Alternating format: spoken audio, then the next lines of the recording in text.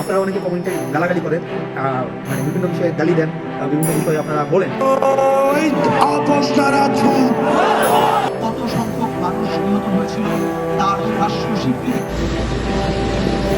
হাসনাত আবদুল্লাহ হলেন একজন বাংলাদেশি ছাত্রনেতা ও 2024 সালের কোটা সংস্কার আন্দোলনের নেতৃত্ব দেওয়া বৈষম্য বিরোধী ছাত্র আন্দোলনের একজন আহ্বায়ক।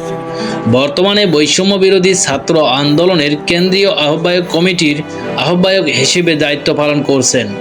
হাসনাত ঢাকা বিশ্ববিদ্যালয়ের ইংরেজি বিভাগের শিক্ষার্থী। কুমিল্লার দেবিদ্বার থানার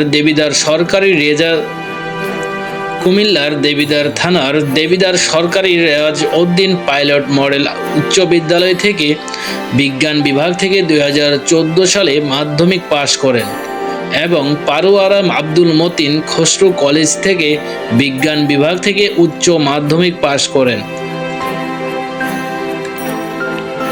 আবদুল্লাহ সরকারি চাকরিতে কোটা বিরোধী ছাত্র আন্দোলন এর অন্যতম সমন্বয়ক ছিলেন, যা পরবর্তীতে শেখ হাসিনাকে ক্ষমতা থেকে অপসারণের আন্দোলনে পরিণত হয়। তিনি নাহিদ ইসলাম, আসিফ মাহমুদ, সার্জিস আলম এবং অন্যান্যদের সঙ্গে জাতীয় পর্যায়ে স্বীকৃতি লাভ করেন 2024 সালের জুলাই মাসের মাঝামাঝি সময়ে, যখন তিনি এবং ঢাকা বিশ্ববিদ্যালয়ের আরও কয়েকজন শিক্ষার্থীকে পুলিশ আটক করে। এই সময়ে প্রতিবাদের মাত্রা আরও তীব্র হয়ে ওঠে।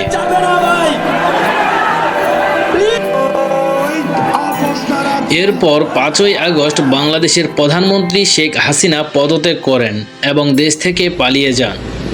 হাসনাত আবদুল্লাহ জানান যে তাদের লক্ষ্য পুরোপুরি পূর্ণ হয়নি এবং শেখ হাসিনার পর তাদের দল চিরতরে ফ্যাসিস্ট ব্যবস্থার বিলোপ করতে চায়।